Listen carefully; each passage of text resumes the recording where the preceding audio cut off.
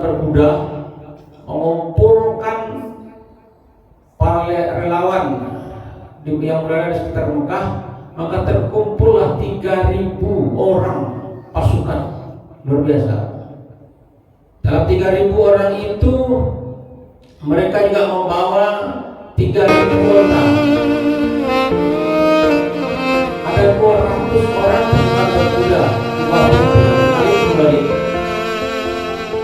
Ada 700 Muhammadan abduhu wa rasuluhu la nabiyya ba'dah.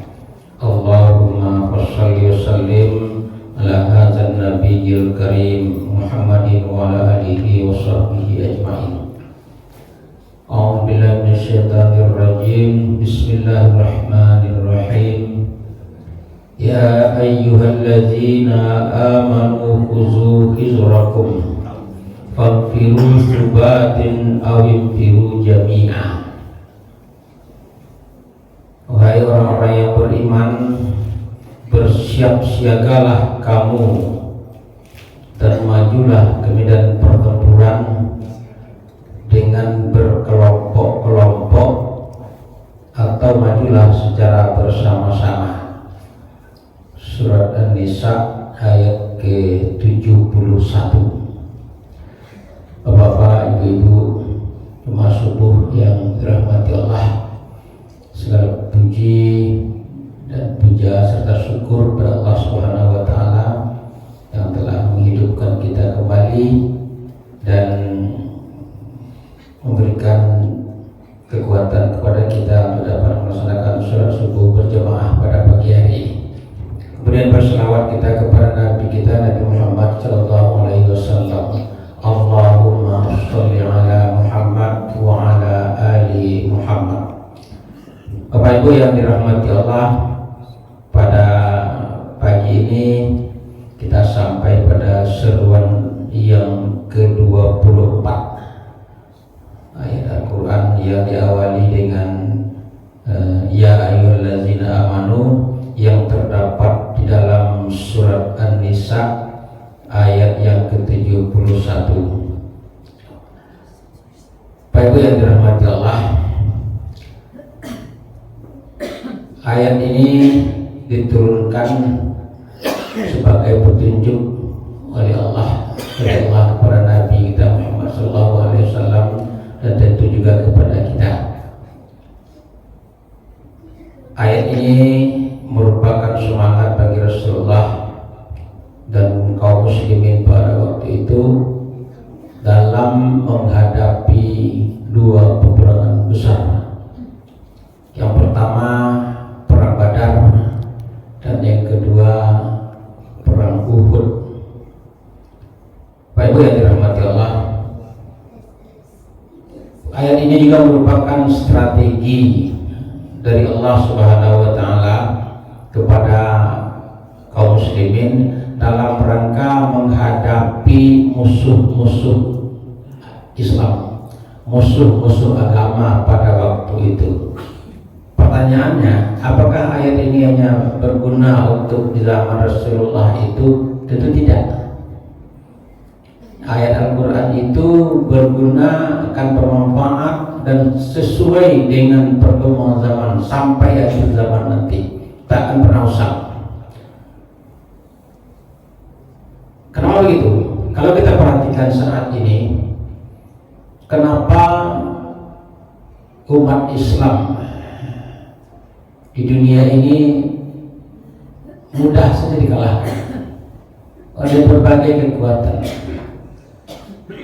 Karena mereka itu maju ke medan pertempuran, medan perang, dalam bentuk apapun perangnya itu secara sendiri-sendiri, parsial-parsial, sehingga mudah mematahkannya.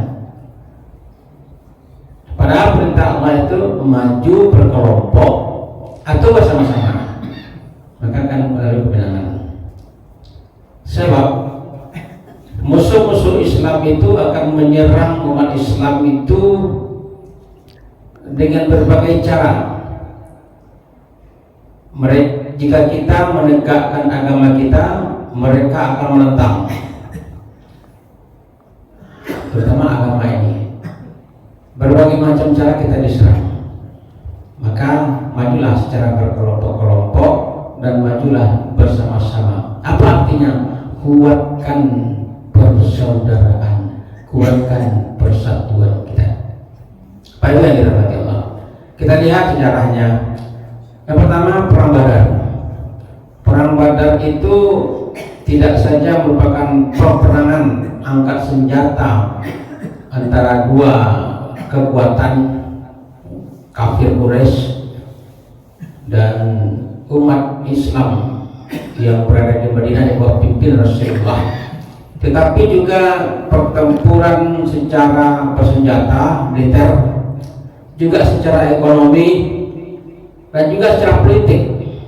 Ayat itu secara militer Rasulullah atau umat Islam ingin memperlihatkan kepada kafir-kafir Quraisy di bawah pimpinan Abu Sufyan bahwa umat Islam itu kuat, telah mampu menyusun kekuatan, tidak bisa lagi dipermainkan. Yang kedua, secara politik pengaruh akan menimbulkan keraguan dan ketakutan kepada kafir-kafir Quraisy yang bermukim di Makkah di bawah pimpinan Abu Sufyan itu. Dan secara ekonomi, Yastrib itu atau Madinah itu adalah jalur perdagangan. Jalur perdagangan orang-orang Quraisy itu yang berdagang hingga ke Syam, Syria, yang mereka pergi berbulan-bulan. Maka jalur terbaik itu adalah Yastrib atau Madinah. Nah, secara ekonomi, kalau jalur itu tertutup, jalur itu tidak aman bagi mereka, maka tentu secara ekonomi mereka akan kacau. Jadi perang Badar itu 3 sekaligus strategi yang dijalankan oleh Rasulullah, yaitu untuk perang secara militer, secara tentara, bersenjata, ekonomi, dan juga politik. Itu yang dirahmati Allah. Kalau diperhatikan, perang Badar itu adalah sesuatu kekuatan yang jauh dari kata-kata seimbang. Kenapa? Di saat perang Badar itu Rasulullah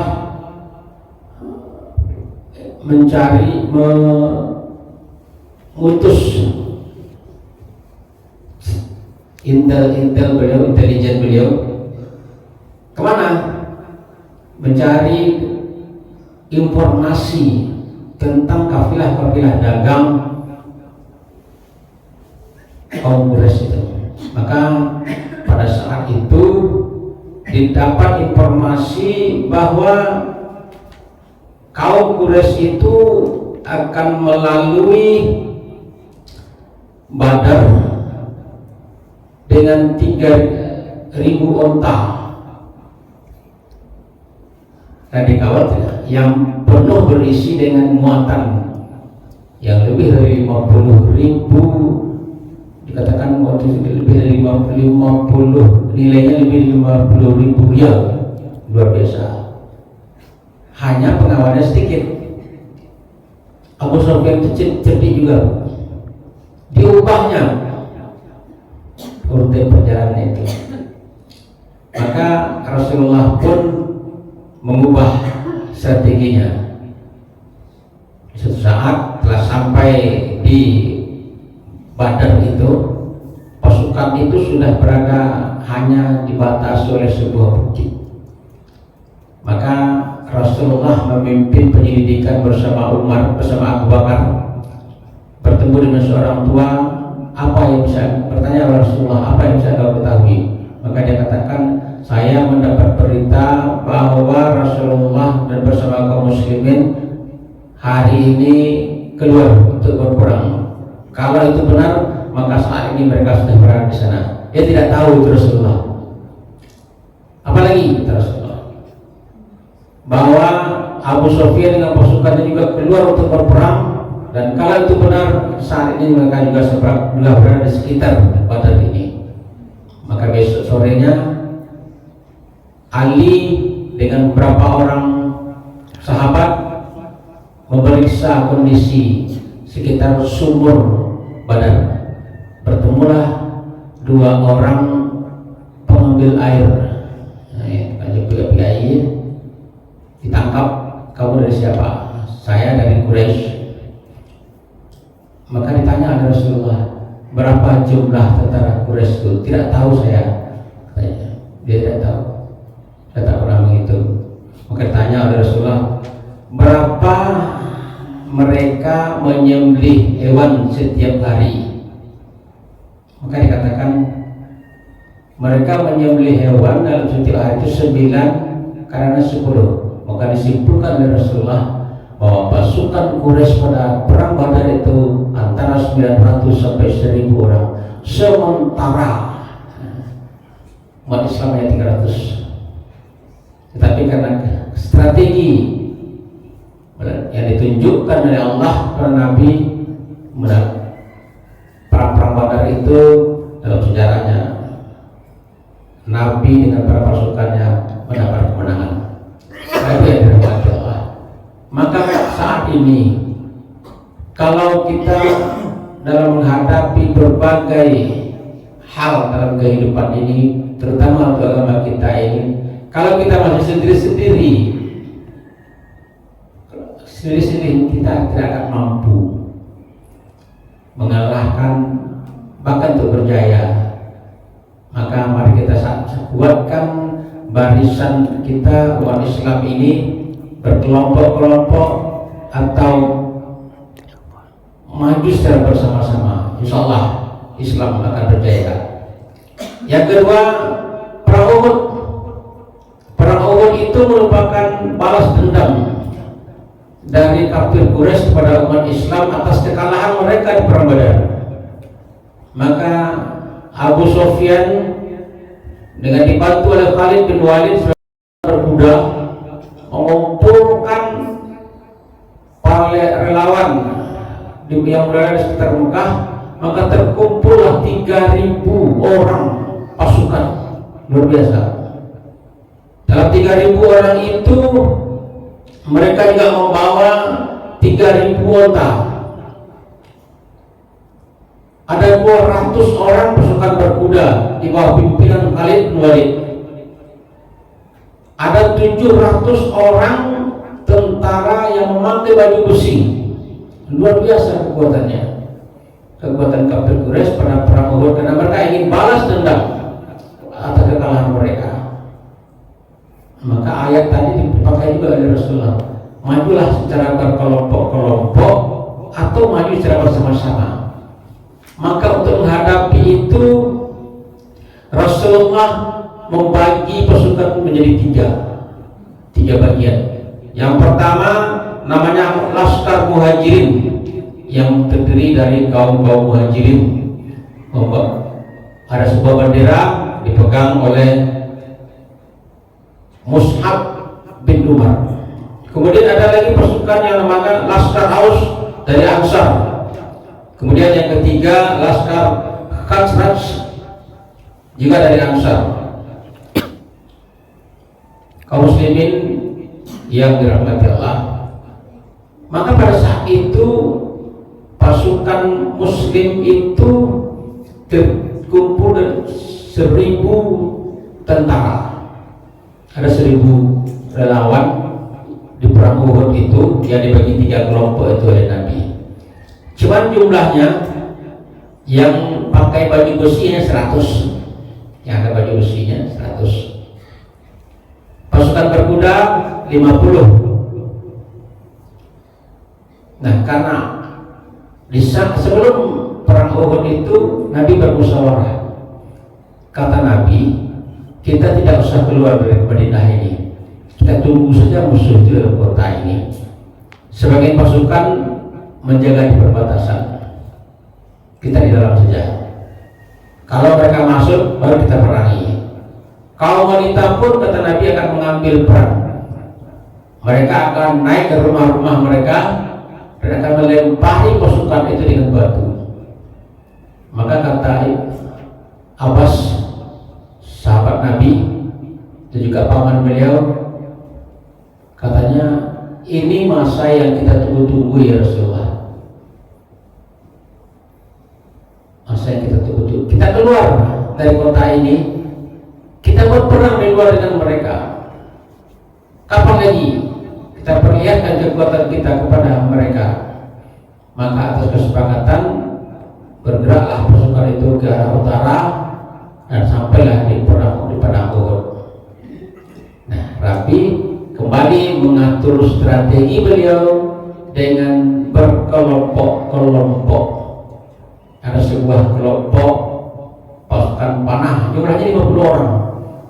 Bapak-bapak, ibu-ibu yang telah pernah ke Uhud pasti tahu Bukit Uhud yang kecil itu Bukit Panah namanya, tempat pasukan panah. Dan di sebelah, kalau kita dekat makam syuhada Uhud itu tempat pasukan panah itu. Selama patuh atas satu komando Rasulullah, maka pasukan Muslim saat itu yang jumlahnya 1000 orang dapat mengalahkan 3000 orang pasukan, dan mereka lari kocar-kacir. Tapi karena tidak patuh terhadap perintah Rasulullah, atiur Rasulnya diabaikan pada saat itu, maka Khalid bin Walid yang terkenal cerdik, dia melihat ke belakang tidak ada lagi hujaman panah dari bukit itu. Dia lari di bawah pasukan berkudanya mengelilingi Uhud yang besar itu. Dia masuk dari belakang dengan pasukan berkuda dan pasukan pemanahnya. Tusuklah pasukan itu dari belakang, kocar-kacir. Nabi sendiri terluka pada saat itu. Tapi karena Allah mengizinkan pasukan Muslim itu menang, maka tetap menang. Tapi dengan korban lebih 70 orang syuhada dari pasukan Muslim itu gugur di padang Uhud. Kaum muslimin, kalau kita lihat begitu syuhada itu, para pahlawan Muslim itu gugur, dikuburkan di sana, kita lihat tidak ada kuburannya yang di tembok, tidak ada kuburannya yang pakai marmer, datar saja seperti padang pasir, hanya di pagar. Pagar itu untuk pengamanan. Ini apa artinya? Kuburan itu sebenarnya tidak boleh ditembok oleh Rasulullah. Tapi kalau kita di sini lihatlah, sehingga tanah itu habis, tidak bisa lagi dipakai. Pak Ibu yang dirahmati Allah, dari cerita kisah ini bukan cerita dongeng, tapi itu kisah dari Al-Quran yang kita sampaikan, yang diawali dengan ayat Al-Quran dalam surat An-Nisa yang ke-71 tadi itu, maka diperkuat dengan surat Al-Anfal ayat ke-60. Kata Allah, wa'iddu lahum ma astata'tum min quwwatin wa min ribatil khail turhibuna bihi aduwallahi wa aduwakum. Siapkanlah untuk menghadapi mereka kekuatan apa saja yang kamu punya, dan terdiri dari kuda-kuda yang ditambah untuk berperang dan persiapan untuk itu, agar kamu menggetarkan musuh Allah. Musuh Allah, surah Anfal yang ke-60. Ini kata Allah begitu. Untuk menghadapi musuh-musuh Islam itu, orang-orang yang tidak senang dengan Islam itu, maka persiapkanlah seluruh bekal kita, seluruh kekuatan kita, apa saja kita punya, persatuan kita, akidah kita, persiapkan semuanya. Kuda-kuda, hewan-hewan ternak, kata Allah, kalau kita sekarang membutuhkan kendaraan, harta benda, keimanan kita, semuanya itu kata Allah akan dapat menggetarkan musuh Allah.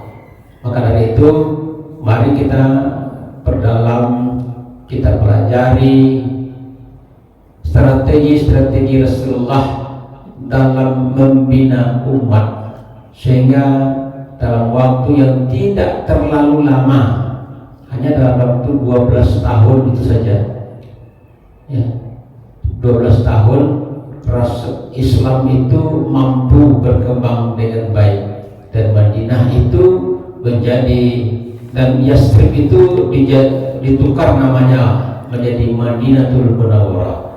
Pertama kan Yasrib namanya, bukan Madinah. Di Nabi itu hijrah bukan ke Madinah tapi ke Yasrib, sebuah kota tempat di mana dahulunya ditempati oleh salah seorang putra Nabi Nuh yang kemudian diikuti oleh kafilah-kafilah dari berbagai macam suku, ada Yahudi dan segala macam. Yang Yasrib itu sebuah kota yang kacau, tapi dengan turut hijrahnya Rasulullah ke sana, Yasrib menjadi Madinah, menjadi kota yang aman, tentram hingga hari ini dan hingga akhir zaman nanti. Jadi kalau kita ingin melihat negeri yang aman, pergilah ke Madinah. Ingin melihat perdagangan yang bagus, pergilah ke Madinah. Bapak Ibu yang dirahmati Allah, inti dari ayat Al-Quran kita itu, kita umat Islam tidak boleh terpecah belah, harus berkelompok-kelompok atau maju secara bersama-sama dalam mempertahankan akidah kita ini, dalam mempertahankan agama kita. Kalau kita sendiri-sendiri mudah saja diceplok orang, mudah diambil satu-satu. Tapi kalau kita sudah berkelompok, sudah bersama-sama, maka itulah sebuah kekuatan kita. Karena perintah Allah juga begitu, perbaiki hablum minan nas kita, baru hablum minallah kita selesai. Bapak Ibu yang dirahmati Allah, mungkin itu saja pada pagi hari ini. Hari sudah pukul 6. Bapak kita masih ada yang akan berangkat ke tempat tugas beliau masing-masing. Subhanakallahumma wa bihamdi asyhadu an la ilaha illa anta astaghfiruka wa atubu ilaik. Billahi taufiq wal hidayah. Assalamualaikum warahmatullahi wabarakatuh.